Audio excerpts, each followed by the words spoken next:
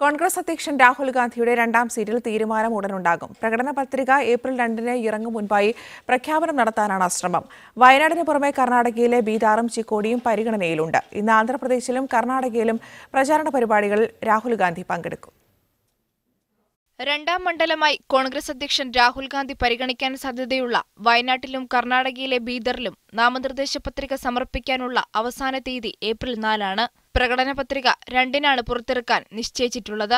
മത്സരിക്കുന്നുണ്ടെങ്കിൽ മണ്ഡലത്തിൽ സുരക്ഷയൊരുക്കാനും സമയം ആവശ്യമാണ്. അതിനാൽ എത്രയും പെട്ടെന്ന് തീരുമാനമെടുത്ത് പ്രഖ്യാപനം നടത്താനാണ് നീക്കം. തിരക്കിട്ട ചർച്ചകളാണ് നടക്കുന്നത്. രാഹുൽ ഗാന്ധി വയനാട് മത്സരിക്കാനും പ്രിയങ്ക ഗാന്ധിയെ വാരാണസിയിൽ നിർത്താനുമാണ് ആലോചനയെന്നാണ് വിവരം. അമേഠിയിൽ പരാജയ ഭീതി മൂലം സുരക്ഷിത മണ്ഡലം തേടിപ്പോയി എന്ന ആരോപണം രാഹുൽ വയനാട്ടിൽ നിന്ന് ജനവിധി തേടിയാൽ ബിജെപി ഉയർത്തുമെന്ന് ഉറപ്പാണ്. പ്രിയങ്ക വാരാണസിയിൽ വരുമ്പോൾ ഇതിനെ മറികടക്കാനാകുമെന്നാണ് കോൺഗ്രസ് കണക്കുകൂട്ടൽ. ഒപ്പം ബിജെപിയെയും മോദിയെയും സമ്മർദ്ദത്തിലാക്കാൻ കഴിയും. കർണാടകയിൽ മത്സരിച്ചാൽ വിജയസാധ്യത സംബന്ധിച്ച് ആശയക്കുഴപ്പമുണ്ടെന്നാണ് റിപ്പോർട്ടുകൾ. അതിനാൽ രണ്ടാം സീറ്റിൽ മത്സരിക്കുകയാണെങ്കിൽ വയനാട് പരിഗണിക്കാനാണ് സാധ്യത. മീഡിയ 1, ഡൽഹി.